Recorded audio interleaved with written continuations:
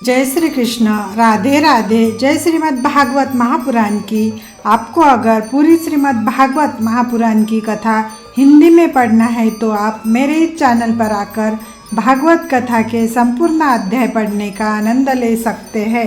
श्री गणेशाय नमः। श्रीमद् भागवत महापुराण सुख सागर कथा चतुर्थ स्कंद अध्याय चौथा।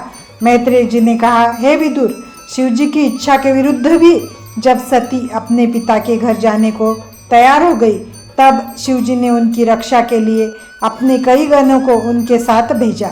जिस समय सती दक्ष प्रजापति के यज्ञ में पहुंची, उस समय दक्ष प्रजापति ने उन्हें देखते ही अपना मुंह फेर लिया तथा उनसे कुशल क्षेम तक नहीं पूछा। अपने पिता का ऐसा व्यवहार देखकर सती अत्यंत चिंतित होकर अपने मन में विचार करने लगी कि यह मैंने बहुत बुरा काम किया, जो अपने पति की आज्ञा न मानकर मैं यहाँ चली आई। मैंने श्री शंकर जी का कहना नहीं माना, उसका फल अब प्रत्यक्ष दिखाई पड़ रहा है। अब यदि मुझे कोई बहाना मिल जाए तो मैं शीघ्रतापूर्वक यहाँ से लौटकर श्री शिव जी के पास जा पहुँचूँ। सती की माता के अतिरिक्त अन्य जो स्त्रियाँ उस यज्ञ में आई थी, वे सब भी इस कारण कि कहीं दक्ष प्रजापति बुरा न मान जाए, सती से प्रेम पूर्वक नहीं बोली। यह सब देखकर सती अत्यंत दुखी हो यज्ञशाला में बैठी रही।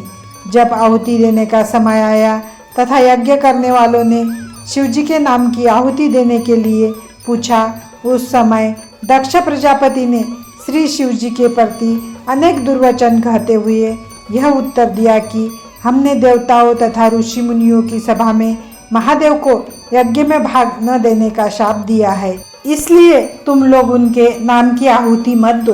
पिता के मुख से ऐसे कठोर वचनों को सुनकर तथा यज्ञ में शिव जी का भाग न देखकर सती को अत्यंत क्रोध उत्पन्न हुआ।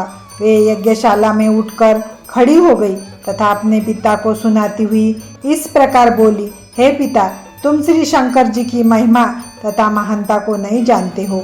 वे सब देवताओं में श्रेष्ठ है तथा किसी के साथ शत्रुता नहीं रखते हैं।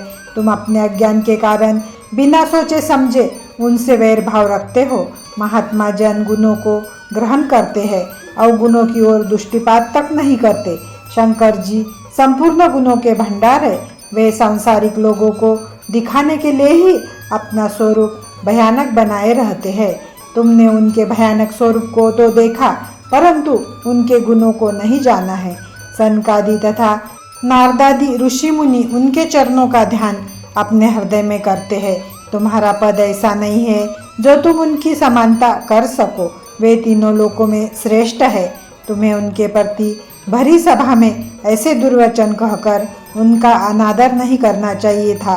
तुम मेरे पिता हो, अंत में तुमसे क्या कहूँ, परंतु मैं अपने इस क्रोध के कारण तुम्हारे सामने अपने इस शरीर को जो तुमसे उत्पन्न हुआ है त्याग देती हूँ। ऐसा इसलिए कर रही हूँ जिससे तुम जैसे अधर्मी एवं अज्ञानी के साथ श्री शिव जी का कोई संबंध न रहे। उनके साथ ऐसी शत्रुता करने का फल तुम्हें अंत में अपने आप प्राप्त हो जाएगा।